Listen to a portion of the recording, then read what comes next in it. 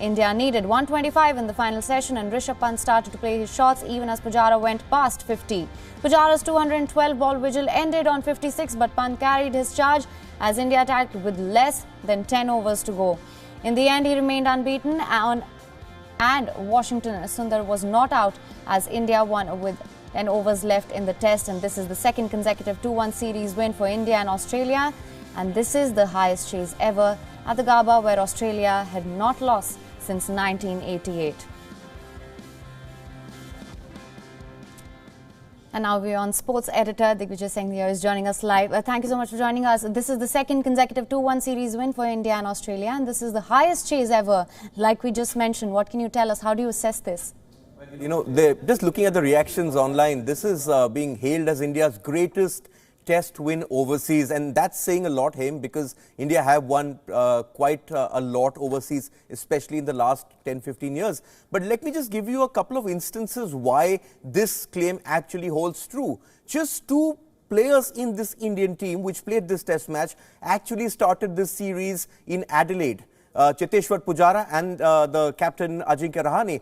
Everybody else has either got injured or has gone home, like the case of the captain Virat Kohli, who had to leave after India lost in Adelaide. India was shot out for 36, which is their lowest ever score in test cricket in the Adelaide test. Everyone at that point was saying, you know what, this is going to be a 4-0 series win to Australia. But the remarkable fight, Haim, that this Indian team has shown has been absolutely sensational.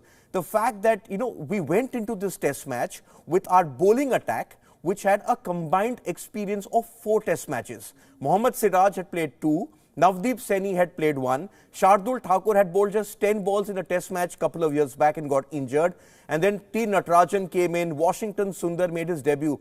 And for that team to skittle out Australia, take 20 wickets at Fortress Gabba was great. As the day started, India needed 324 runs to win. At one stage, all 3 results were possible. Even in the last 45 minutes, all 3 results were possible. But this sheer sort of never say die attitude of the Indian team, Rishabh Pant exemplifying it, taking on the Australian bowlers and winning this match for India with what, about 2 or 3 overs left in the test match. This is absolutely sensational. This is going to go down in the history of Indian cricket. You know, so many questions were asked of the Indian team. They've answered every single one of them.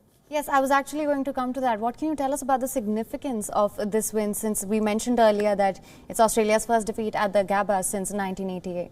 Yes, you know, this is the place where Australia never lost a match. You know, they were hardly pushed. You go back to India's great performances at Gabba, everyone just remembers Sourav Ganguly's brilliant century in the 2003-2004 series. But to come close to winning a test was one thing, to actually go and win it. And the manner in which India have won it, Haim, because when the final session started, India still needed about 125 runs to win. There was a new ball which was due, and once that new ball came in, Cheteshwar Pujara, who had batted like a rock, sort of, you know, batted more than 200 balls for that 56, sort of playing for the draw, he got out. Earlier in the day, it was Shubman Gill's 91, which sort of kept India in the hunt. But then in that final session, when the pressure is actually supposed to be on India, Rishabh Pant exploding like the way he did, getting to 89 not out and playing his shots irrespective of the situation.